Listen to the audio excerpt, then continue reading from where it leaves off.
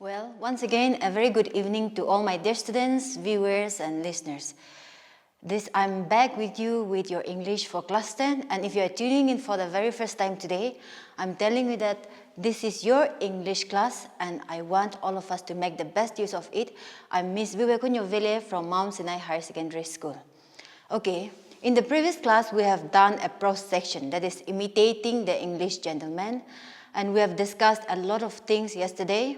And I believed a lot of you are going through your books after you listened to the explanations.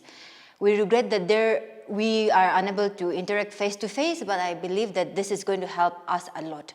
We, the teachers, are missing you, and I'm sure sometimes you will be missing us too. But it's a good opportunity that the department has given us this platform to get in touch with you once again, and we are getting the sense of school environment here. Being the very first day yesterday, I'm sure a lot of you are uncomfortable with it, but I am reminding you, as long as the crisis does not stop, I believe that this is going to be more comfortable. It's not like the traditional classroom, it's more conventional. You can be at the comforts of your home right in front of your screen, and requesting you all to be focused in this short period of English. Today, I've picked up our first grammar worksheet, that is grammar worksheet 1, which is going to be in page number 28 till page number 43. I repeat, page number 28 to page number 43. There will be a lot of exercises in between, but we will not be doing all the exercises in detail, but I'm sure every one of us are going to get benefited through this explanation of our grammar worksheet 1. So the main topics in grammar worksheet 1 are determiners, subject pronoun agreement, non-finite verb forms. I repeat, determiners, subject pronoun agreement, non-finite verb forms. And here we will first discuss on what determiners are. When we hear the word determiners, we feel like we know it, but sometimes when we are asked to explain it, we find it a little difficult to answer the question again. So I'm going to in a very simple manner, explain what determiners really mean in a grammar subject.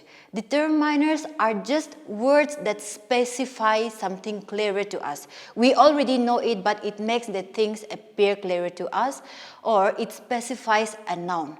It will make things appear clearer to us. For example, I say a flower, or I just say flowers in the garden. That means I'm making it very generalized and you do not know which flower I want to point it out.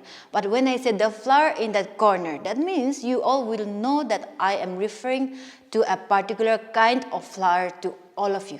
And here, so this is exactly what a determiner is. But unless I explain into details, that may be a little difficult for us to comprehend it. Some of you might have already covered your lesson here, but let's just take this as a revision class. And sometimes in our first class, we do not get hold of everything that the teachers want to convey. Maybe we get lost somewhere in the middle of the class. So this is a good time for us to revise, or if you have not covered this chapter, let's take this opportunity to learn what determiners are. There are so many kinds of determiners, and today I'm going to explain the 5 major kinds of determiners that are given in our textbooks. 5 major kinds of determiners. And the first one is articles. When I say articles, you all are very familiar with it. Articles, I think we have been starting to learn articles by class 3. In the process, all your high school life, from class 3 till class 10, you have been learning about articles, but sometimes in the middle we tend to make some mistakes again. So let us just take this time to relearn what we have already learned, or make it clearer, even though we are already aware of what article is. Articles, there are only 3 articles here, that is a and the. And so the 3 articles are further subdivided into 2, that is definite and indefinite article. Before getting into that, let me explain what definite is. Definite means something that we are sure of. And indefinite, we do not know whether it's, like the lockdown that is going on now, we are not very sure of how long it will go, or we are not sure whether it will be opened very early. So that is something indefinite. And definite means something that is very sure, that we are very sure of. When I say definite, the word will make things appear very clear to us. Definite will be THE. The word THE will be called as definite article. So when I use the word THE in front of a particular object, that means that is a definite article. So, for example, I say, the student sitting right in front of the screen now. That means I'm referring to you. You are that particular student that I'm referring to, so that makes it a definite article. And the next two are an, and so these two will make it indefinite. We are referring to an object, but which is not very particular or not very specific to each one of us. And this and can be used only when the object is singular. I can say an orange. That is a very simple example that we always keep hearing in our normal classrooms. An orange. Or I should also say a book. That means I'm referring to a book which is not particular, and you may find it difficult. If I just ask you to go and bring a book, you may run out and bring a random book because I have not mentioned any particular book here. But here, remember that we can use it only for a singular object. When I say singular, I'm sure you are all aware of it. Singular just means single. So, when I say indefinite article, you can use for a random object maybe, but remember to use only when the object is singular. And here, the difference between an is the word and can be used only when the object starts with a vowel. Example, an orange. We know that the vowels are A, E, I, O, U. So, if the word starts with any of these 5 letters, then only you can use the word and even if it is singular. You cannot use and for any random singular objects. We have to make sure that it can be used only when the object starts with a vowel or it has the sound of a vowel. Sometimes there are some particular words that starts with a vowel but it does not have the sound of a vowel. Example, university. The word university starts with U, but it has the sound of Y, and that is the reason why we do not say an university. We say a university, though it starts with a vowel. We have to make some differences here, but these are exceptional cases. There are not many words that sounds like that. Example, an umbrella. It starts with U and it also has the sound of a vowel that is A. And that is the reason why we can use an umbrella but not an university. I believe that is clear to you. Okay. So let us go back to the second point, and that is demonstratives. Demonstrative here, the explanation may be a little different from the textual explanation because I want to explain it in a very simple way which will make us understand it more easily. I would rather use the word pointing words for a demonstrative determiner. Pointing words, I repeat. I think that will not be found on the Google, or it may not be found in the textbook. But I use the word pointing words for demonstrative determiners because when we use demonstrative determiners, we see that there is always some kind of pointing to a particular subject or a particular person. There are 4 demonstrative determiners here. I repeat, there are 4 demonstrative determiners, and they are this, THI is this, and then THA that, THOSE those, and THESE this again. We call these 4 words as demonstrative determiners because they always point things to us. When I say this marker, I hold a marker and say this marker, you know that I'm pointing to a particular marker. There might be a lot of markers, but here when I say this marker, that means I'm pointing to a particular marker, and that makes it a demonstrative determiner. I repeat, it is pointing word. It is a pointing word. Here we know that the difference between this and that is distance. The difference between this and that is distance, and here if you are pointing to an object that is closer to you, If you are pointing to an object that is closer to you, you use the word this. But if it is far away from you, you use the word that. I cannot just point to an object that is very far away from me and say, this is the thing. Or I cannot just point to a cup that is right in front of you, right in front of me and say, that cup is mine. That will sound a little awkward. Even if I don't tell you that, you will also realize it. And so, this will be, this, this will be used to point thing which is close to you, and it should be a singular object here again.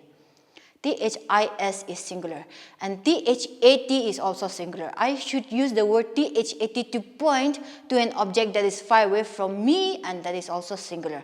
And coming to the next word, those. It is also similar with that, that, and it points to a group of objects or a group of persons who are far away from you. You cannot point to a bundle of clothes that is kept on the table and say, those clothes are mine, if it is right in front of you. But you have to use those only when the objects are far away from you and they are in numbers. In other words, plural. And these can be used when you want to point to a group of things that is right in front of you or that is very close to you. If you are sitting in the front row in the classroom, I can point to you and say, these are the students who swept the classroom yesterday, for an example. So you can use it that way. But I cannot just point to a group of people who are very far away from me and say, these are the group of boys or these are the group of girls. That will sound a little inconvenient. And so for those things, we use the word those. So that is the difference between the demonstrative determiners. And next comes our possessives. The word possessive, let's just think about it. Possession means something that belongs to you. You might have heard a lot of times saying that there are some people who are so possessive. There are some people who are so possessive that means they want to take ownership and they do not want.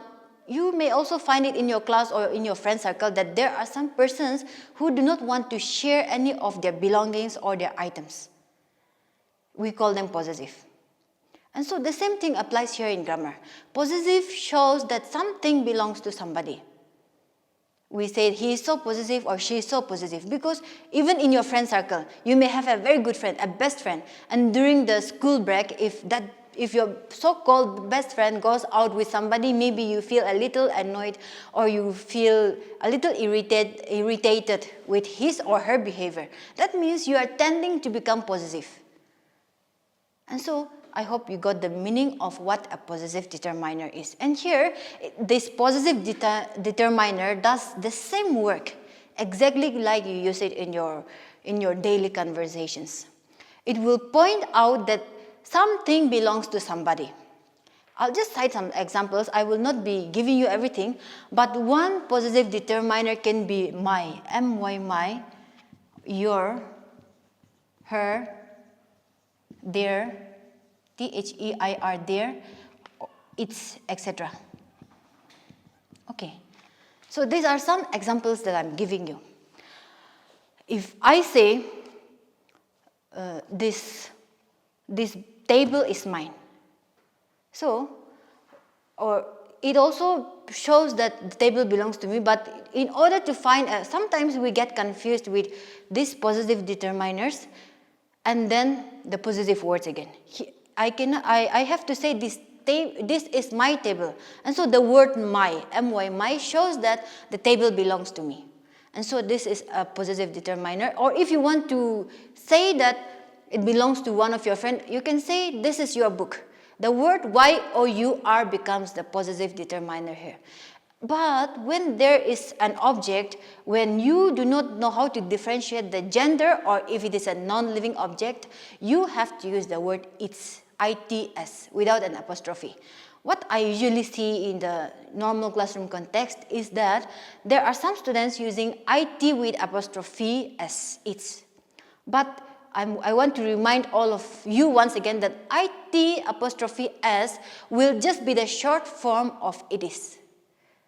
If I want to say it's a pleasant day today, or it's a pleasant evening today, that means I have to use the word it apostrophe s, but unless it is the shortened form of it is, you cannot use the word it's. If you see a cute baby, you cannot say this is a cute baby, it's moving its hands a lot. You can say that because you do not know whether if you do not know the gender. If you do not know whether the baby is a girl or a boy, you can use the word it's. Or I see a bird flying, this is a bird, its wings are colorful. I can use that. That is a possessive determiner for an object that is non-living or something that you cannot differentiate the gender, you can use. And you also use the word their, there, for a group of people that we know. But I want you to know that you cannot make the mistake of writing theirs again. Of course, theirs is also a possessive word, but it does not come under possessive determiner. That's something that we should be very clear of. And for his and her, even if I don't explain again, you will know. We use the word his for a male gender, and also we use the word her for a female. Those are the words that comes under possessive determiner. And next we have the distributives. Before getting into distributives, we know what is a distribution. Distribution means maybe giving out something. But there are some particular distributive determiners, and they can be each, every, either, neither. Because, see, example, I say, I'm giving a sweet to each of you. That means each and every one of you will get a sweet, one sweet. And so those words comes under the distributive determiner. And the last point that I'm going to explain is quantifier. I hope you know what is quantity. Quantity means the amount of something. We always say quantity and quality. And so here we are going to talk about quantity. A quantifier does the same thing like that. It tells us the amount of something. It will tell you how much it is, maybe less, little, more, and many. It will go on like that. And so a quantifier always tells us the amount of something. I'll just cite a few examples. I will not cite all. Some few examples are little, many, much, etc. Okay, we have got a good number of quantifiers, so I will not be stating everything. I repeat, little, many, much are some examples that I have cited. And so a quantifier will tell you the quantity of a particular subject. We usually say we got some homeworks. That means you got more than one. Sometimes you will also feel like saying there are a few sweets on my table, you can have it. So the word few tells you the amount of sweets that you have. It shows that it's more than one. And then here we also need to make a difference between the word few and little. Sometimes we tend to interchange their use, few and little. I repeat, few will be used for things that can be counted, and little will be used when you cannot count. You can say there are some few sweets on my table, as I cited, and you cannot say there are few water in the bucket. That will sound awkward because water cannot be counted. There is little water left in the bucket, example. And so you can use I want you to make a very clear difference between these two, few and little. Because that's where we feel like we know it, but we are not very clear, so we tend to interchange their uses. So I want you to know few is for countables and little will be used for uncountables. You cannot count water, so you say few. But you can say, I have few bottles of water. That means you can count the bottles again. And so even if it is bottles of water, you can count the bottles. So let's not get confused here. Since I mentioned the word water and you cannot use few, but I also want you to know that if you are referring to a particular amount, like there are few bottles on my table, that means you can count the bottles. You are not here, the focus is not on the water, but the focus will be on the bottle. So as you know, you can count bottles, you will have to use the word few bottles. And so these are the main determiners that we will be using this whole worksheet. We have a lot of exercises, you know it. Later on, I'll be giving you some works. And here, I want you to, if you are watching or if you are listening with your books, I would also want you to take points or flip through your pages. That is page number 28 to 43, and the explanations that I've just given now will be in page number 28. Okay, and now the second point that we want, the main second point will be subject-pronoun agreement. Here, let me explain a little bit about pronoun, which we already know, but sometimes we tend to be forgetting. And so pronouns are words that are used in place of nouns. We all know that, right? But unless somebody explains to us again, it becomes difficult and we tend to be forgetting things. And so I'm repeating, pronouns are the words that are used in place of noun. For John is the most common name in English, so I'm going to use the word John again. For John, I have to use the word he. And so the word he is the pronoun of John. And so that is the subject and pronoun agreement. The subject is John and he is the pronoun. John has gone to school. He is an obedient boy. The word he had replaced John because repetitive use of names are not very advisable, or it does not sound very nice, so we use the pronouns instead of making a repetitive use of a name. And here, that is just subject-pronoun agreement. The heading seems to be a little complicated, but when we really get into it, it becomes very easy. So that is for a girl, example, Mary, we use the word she. Those are very common for non-living things or a thing without gender. We use the word it. That's what we have learned. And here, that with subject-pronoun agreement, they are just referring to this. Under subject-pronoun agreement, I want to explain 2 points. That is reflexive pronoun and emphatic pronoun. Reflexive, in your science subject, I'm sure you read what reflection is. If I stand in front of the mirror, I see myself. If you stand in front of the mirror, you don't say, I saw my friend in the mirror when I stood in front of it. No, I see myself. You see yourself, she sees herself, all those are. And here, all the pronouns with SELF or SELVES are considered to be reflexive pronoun.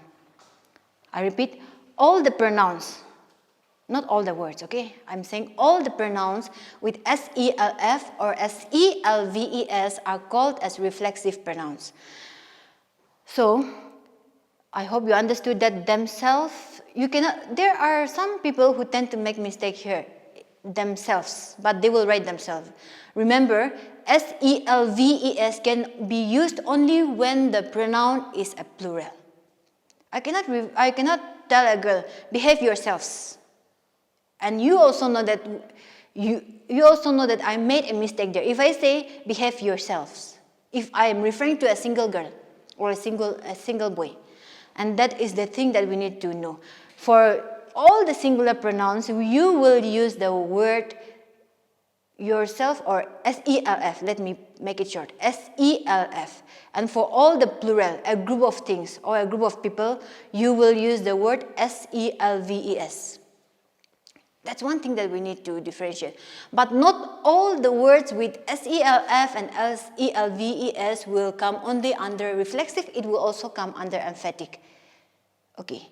The word emphatic derived from emphasis. Emphasis means it is giving a focus to a particular thing. And in an emphatic pronoun, I repeat, in an emphatic pronoun, the main pronoun, that is the subject pronoun, and the reflexive will not be distances away. Okay, let me just go back to reflexive ones. Reflexive, you will see, I cited the example of I saw myself. The word saw had come in between I and myself. So there is a gap. There will be some words entering between the two pronouns. There will be two pronouns or there may be a subject with a pronoun. And so the subject and the pronoun does not follow each other there. I see myself, you see yourself. The word see has come in between them. But for emphatic pronoun, the emphasis will just be on the subject or the pronoun. There will be no gap in between them. They will follow each other. Example, I myself did the work. Sometimes, when you write your home assignments, some teachers become suspicious of you. They ask you and you say, I myself wrote it. We all do that, right? And so, when we are using emphatic pronoun, when you are asked, because in our questions we usually get this. When you are asked to underline the reflexive or emphatic, sometimes it becomes difficult for you to differentiate. But here it's very easy. I'm reminding you, it's very easy. Just see their distance. If you cannot remember the explanations that I give you or your teachers give you, you have to see the distance. And if they are following each other without any word in between them, that becomes emphatic. But when there are some words coming in between the main pronoun or the subject and the reflexive, we call that as reflexive. There are a lot of times that we tend to make mistake, counting all the SELF or SELVES pronouns as reflexive, but see the distance that is between them. Like I said, I'm making a lot of repetitions here, but I really want you to get clear of this. I myself, the word myself here becomes an emphatic pronoun, but if I say I did the work myself, so I did the work myself, did the work has come in between the two pronouns, and that makes it a reflexive. But if I say I myself did the work, it becomes emphatic. So I hope all of you are clear with the second point, that is subject pronoun agreement, which also has subdivisions of reflexive pronoun and emphatic pronoun. And coming to the third point, non-finite verb forms. And here, non-finite verb forms, we can further divide it into three. And the first point will be non-finite verb forms. Infinitive. The second point will be gerund. And the third point will be participle. Okay, I'm going to explain it in a very simple terms. You do not have to refer to your books now. If you are with your books right now, you can keep it away and just focus on the explanation here. Because sometimes the textual explanation becomes difficult for us to comprehend it. So when I explain it to you in this way, I'm sure you will never have problem with non-finite verb forms again. But before getting into that, verbs can be classified into finite verbs and non-finite verbs. I repeat, verbs can be classified into finite verbs and non-finite verb forms. Finite verbs are the verbs that changes with the change of tense. I'm repeating here again. Finite verbs are the verbs that changes with the change of tense. Whereas non-finite verbs will never change their tenses even if the sentence changes. I'm going to cite an example. I go to school to study. The word go here is the verb. I go to school to study. Go is a present tense. If I ask you to change the sentence, you will surely say, I went to school to study. For me, I can say that because I'm no more a student. So I can say, I went to school to study when I was younger. I went to school to study. Here, did you notice that the word study is also a verb? Because it's an action word. The word study is also an action word, but that did not change with the change of tense. We changed only the word go to went.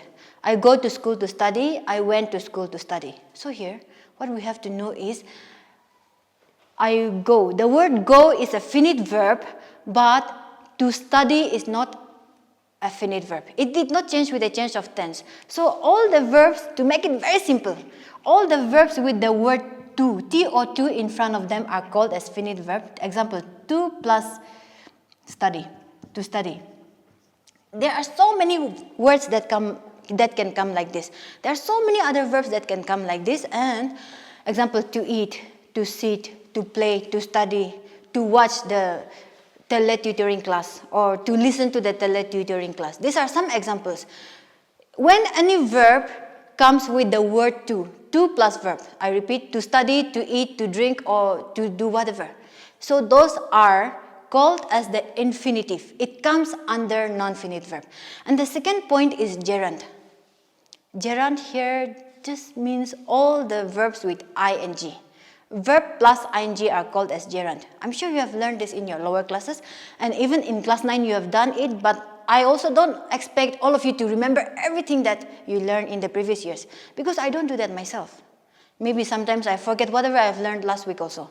And so as a teacher, I also don't expect my students to know everything that they have learned in the previous years. And so, gerund comes with verb plus ing.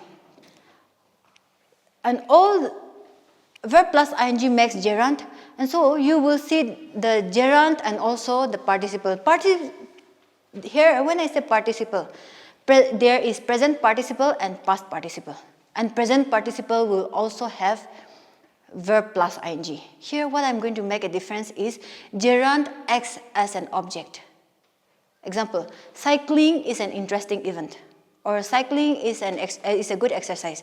When I use the word cycling, it becomes more like a noun, and the word is has become the main verb.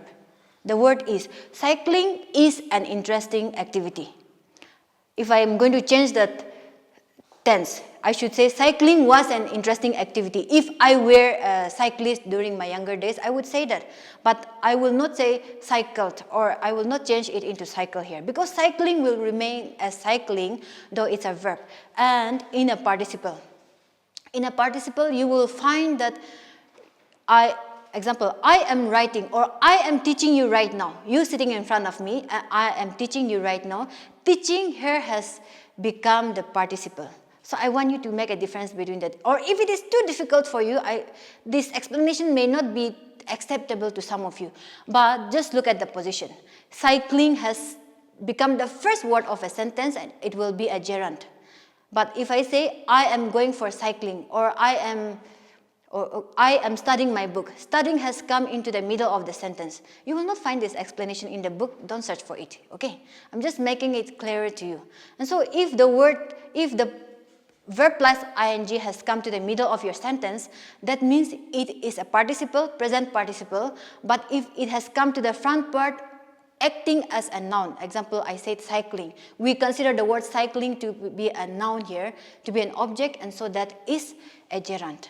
And so with that, we come to the conclusion of our grammar worksheet 1. I believe every one of you have learned something.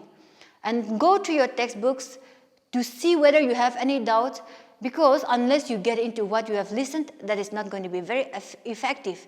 I'm also requesting you to finish the exercises A, B, and C at home if you have not done it, or if you have already done it, please go through that once again, and I will see you in the next class.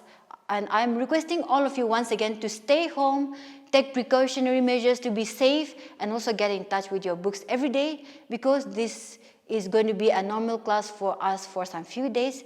Until then, I'm wishing you all the best in everything that we do. Get in touch with your books. Thank you.